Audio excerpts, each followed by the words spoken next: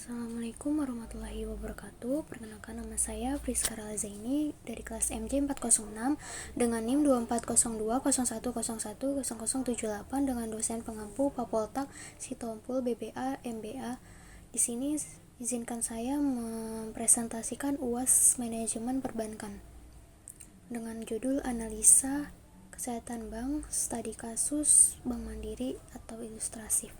Presentasi ini menilai kesehatan Bank Mandiri, bank nyata berdasarkan profil kebijakan kredit, laporan keuangan, rasio kunci, dan kontribusi layanan digital.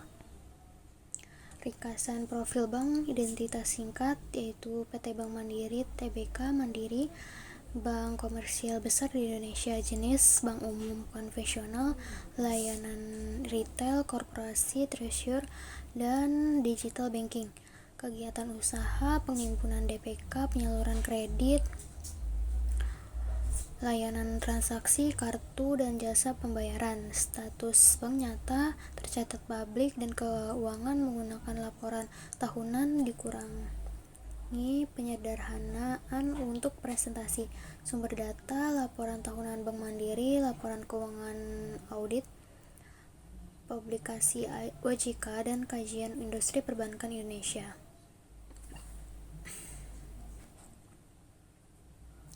Kebijakan manajemen kredit dan kualitas kredit. Garis besar kebijakan kredit, proses aplikasi standar, screening awal, analisa kemampuan bayar, cash flow, penilaian agunan, scoring kredit, approval berjenjang, dan monitoring pasca disbursement, pendekatan resiko, penanganan kredit bermasalah, deteksi dini, early warning, restruksi berdasarkan kemampuan debitor, recovery melalui penjualan jaminan atau penagihan hukum bila perlu, dan pencadangan sesuai kategori NPL.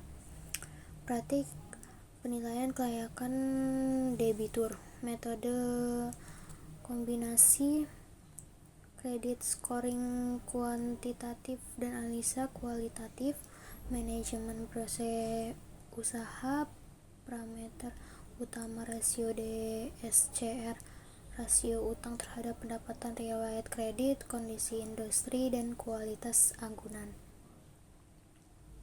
Approval, sistem approval berlapis, front office, credit commit, risk management, limit, implikasi, proses formal, dan data driven menunjukkan asimetrisi informasi dan menurunkan kemungkinan default sistematik. Analisa laporan keuangan, ikhtisar kunci. Kami menampilkan dan menganalisis dua aspek utama, aset versus kewajiban, lisabilitas dan DPK, serta laba rugi, pendapatan bunga, beban operasional, laba bersih. Data di bawah menggunakan contoh ringkasan yang disesuaikan untuk ilustrasi perhitungan rasio. Aset, contoh total aset 1.200.000, 1,200 miliar. Aset, contoh total aset 1,2 miliar. Posisi kredit 60%, sekuritas 25%, kas dan lainnya 15%. Lisabilitas dan model, DWK 800 miliar, borrowing 200, ekuitas 150. Laba rugi, contoh pendapatan bunga 60 juta, beban bunga 15 juta, pendapatan non bunga 12 juta, beban operasional 30 juta, laba bersih 22 juta. Interpretasi kondisi keuangan. Kekuatan basis DPK besar, sumber dana stabil untuk penyaluran kredit, rasio perdagangan berimbang antara simpanan retail dan korporasi, pendapatan bunga dan non bunga terdiversifikasi. Kelemahan atau perhatiannya yaitu ekspor kredit tinggi, beban operasional cukup besar, kebutuhan modal untuk mendukung pertumbuhan kredit, dan pencadangan jika NPL naik. Rasio keuangan pilihan, NPL non performing loan, Kami memilih NPL sebagai indikator kualitas aset, menampilkan rumus data, contoh, perhitungan, dan interpretasi. Rumus NPL ratio jumlah kredit macet per total kredit tertimbang dikali 100%. Data contoh jumlah kredit bermasalah NPL gross 18 miliar, total kredit 720 miliar. Perhitungan NPL 18 miliar dibagi 720 miliar dikali 100% sama dengan 2,5%. Intervensi NPL 2,5% dalam kisaran yang umumnya dapat diterima untuk bank besar di Indonesia menunjukkan kualitas kredit relatif baik, tetapi perlu pemantauan sektor yang sensitif. Jika tren naik, perlu pengetatan underwriting untuk peningkatan provisioning. Analisis digital banking dan kontribusi terhadap profit. Jasa digital paling banyak digunakan mobile banking dan internet banking, QRIS, e-wallet, ketiga virtual account, yang keempat ATM dan kartu debit sebagai saluran retail fisik yang terintegrasi.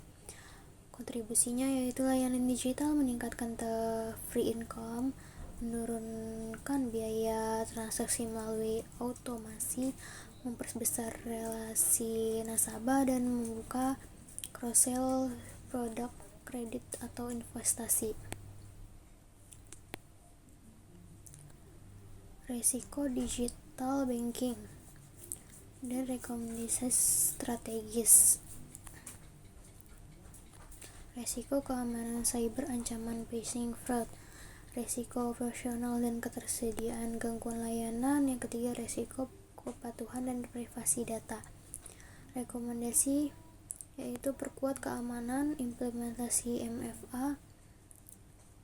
Yang kedua, tingkatkan resiliensi. Yang ketiga, optimalkan monetisasi. Selanjutnya, kesimpulan dan rekomendasi ringkas yaitu penilaian kesehatan secara keseluruhan. Bank Mandiri menunjukkan posisi likuiditas dan pengadaan yang kuat, kualitas aset terkendali, contoh NPL 2,5%, namun efisiensi operasional dan tekanan cadangan harus terus dimonitor.